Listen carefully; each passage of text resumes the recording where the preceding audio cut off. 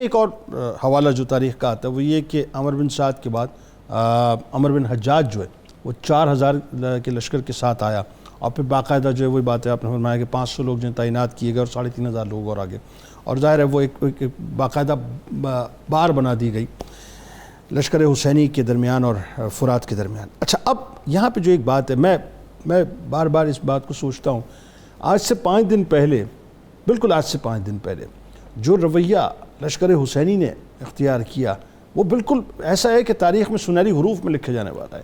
یعنی صرف انسانوں کو نہیں، یزیدی لشکر کو نہیں، جانوروں تک کو جو ہے سیراب کیا گیا۔ پھر کیا وجہ ہوئی؟ مطلب کیوں پانی بند کیوں کیا؟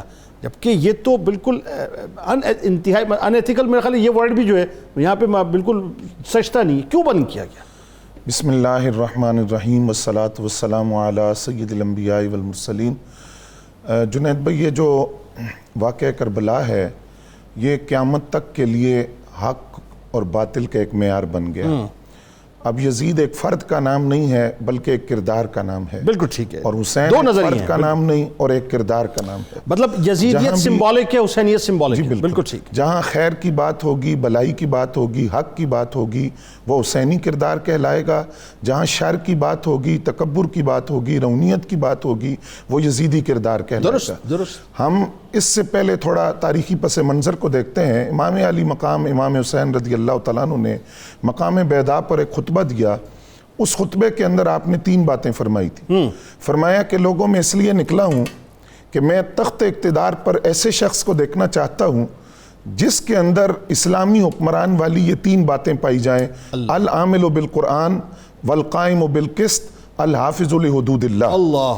وہ قرآن کا عمل کرنے والا ہو، عدل و انصاف کا نظام قائم کرے، اور اللہ تعالیٰ کی جو حدود ہیں، شریعت ہے، اس کو پامال نہ کرے، حفاظت کرنے والا ہو۔ لوگوں سے آپ نے پوچھا کہ تم بتاؤ اس وقت یزید کی ذات کے اندر ان 3 باتوں میں سے کون سی بات پائی جاتی؟ ہر ایک نے کہا جی کوئی بات بھی نہیں ہے، اور یہی کوفہ والے بھی مانتے تھے اور اسی بنیاد پر انہوں نے خط لکھے تھے۔ اب جب امام علی مقام امام حسین رضی اللہ تعالیٰ عنہ میدان کربلا میں پہنچ گئے، اب وہ جو لفظ ہے نا پانی بند کرنے کے، جب تاریخ کے اندر وہ لفظ پڑھتے ہیں اس لفظ میں سے یزید کا ستم اور یزید کا ظلم ٹپکتا ہوا نظر آتا۔ اللہ کیا کہا اس نے؟ فَحُلَّ بَيْنَ الْحُسَيْنِ وَأَصْحَابِهِ وَبَيْنَ الْمَاءِ وَلَا يَذُوقُ مِنْهُ قَطْرَةً كَمَا صُنِعَ بِالتَّقِيِّ الزَّكِيِّ الْمَظْلُومِ امیر المؤمنین عثمان بن عفان۔ تم حسین اور ان کے رفقا اور نہر فرات کے درمیان حائل ہو جاؤ، ان پر پانی بند کر دو اور ایک قطرہ بھی ان کو پانی کا نہ پینے دو، جیسا کہ تقی زکی مظلوم عثمان بن عفان پر پانی بند کیا گیا تھا۔ اب ہم اس کے تاریخی پس منظر میں جاتے ہیں کہ پانی بند کیوں کیا گیا۔ یہ بتا، پہلی بات تو یہ ہے کہ یہ ایک جنگی حکمت عملی ہے کہ اپنے مقابل کو کمزور کرنے کے لیے ایسی پالیسی یا ایسے حربے استعمال کیے جاتے ہیں کہ جس سے مقابل کمزور ہو جائے، افرادی قوت اگر ہو بھی تو وہ قوت جو ہے وہ کمزور پڑ جائے۔ جس طرح بدر میں ہم دیکھتے ہیں کہ قریش مکہ پہلے پہنچ گئے اور انہوں نے اس جگہ پر قبضہ کر لیا جہاں پانی کے چشمے تھے، کنویں تھے، اور جب بارش ہوئی تو تائید عزتی حاصل ہو گئی اور مسلمانوں کی طرف پانی کے حوض بھی بنائے گئے اور پانی اس کی ضرورت پوری ہو گئی۔ لیکن یہاں معاملہ اور تھا، یہاں معاملہ یہ تھا کہ یہاں اللہ تعالیٰ کی قدرت اور تقدیر یہی تھی کہ مقام صبر و رضا کے حصول کے لیے اپنے سروں کی قربانی پیش کرنی تھی۔ ایک بات جو بڑی ابھی اس وقت آپ نے اہم کی، اور یہ جو بات جو آپ نے فرمایا، جو انسٹرکشنز تھے، ان انسٹرکشنز کی روشنی میں یعنی وہ جو امام تقی زکی کا جو حوالہ دیا گیا اور حضرت عثمان بن عفان کا حوالہ دیا گیا رضی اللہ تعالیٰ عنہما، اس کا مطلب یہ ہوا کہ ان کے ذہن میں تھا، یہ پورا ایک تسلسل چلا آ رہا تھا، اسی مائنڈ سیٹ کے تحت وہ سارا کام کر رہے تھے۔ بالکل، دیکھیے وہ میں تو اس کو تھوڑا اور پیچھے چلا جاتا ہوں۔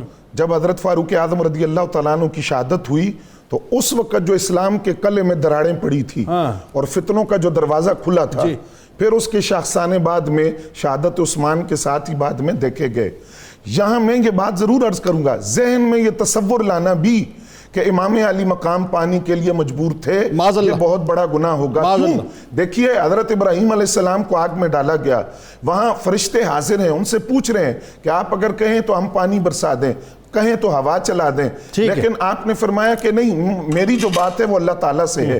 یہاں امام علی مقام نے بھی صبر و رضا کی وہ تصویر پیش کی کہ وہاں ابراہیم علیہ السلام کے سر پر امامت کا تاج سجایا گیا انعام کی صورت کے اندر۔ وہ ہے نا کہ پیاسا حسین کو کہوں اتنا تو بے ادب نہیں، لمس لب حسین کو ترستا رہا پانی۔ بالکل جہاں پیشگی انعام مل چکا تھا کہ الحسن والحسین سیدہ شباب اہل الجنہ، کہ یہ جنتی جوانوں کے سردار ہیں۔ بالکل ٹھیک۔ اور پھر اس کی پیشگی خبر آپ کے پاس تھی، یعنی جس جگہ آپ ٹھہرے آپ نے پوچھا کہ اس کا نام کیا ہے، تو عرض کیا گیا یہ کربلا ہے، تو آپ نے فرمایا کہ ہمارے خیمے یہیں لگیں گے کیونکہ یہاں نشاندہی ہو چکی ہے، یہاں خیمے لگیں گے، یہاں خون بہے گا۔ تو یہ بات ہم نہیں کہہ سکتے کہ امام علی مقام کے علم میں نہیں تھی، وہ سب کچھ جانتے تھے کہ یہاں کیا ہوگا، لیکن صبر و رضا کی ایسی داستان رقم کی ہے جس کا پیشگی انعام ان کو مل چکا۔